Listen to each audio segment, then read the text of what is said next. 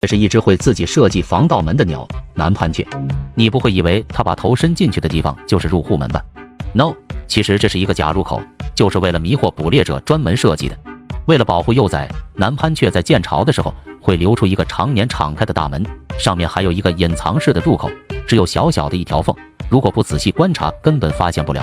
每次出门前，南攀雀都会锁好门，留下这个显眼的假入口迷惑猎食者，特别是蛇，无论怎么闯入都钻不进去，只能悻悻离开。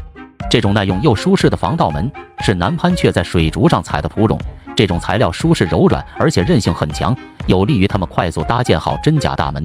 凭借这手杖研法，南攀雀可以安全将幼崽抚养长大，但和你另一半比还是稍逊一筹，这是你老公。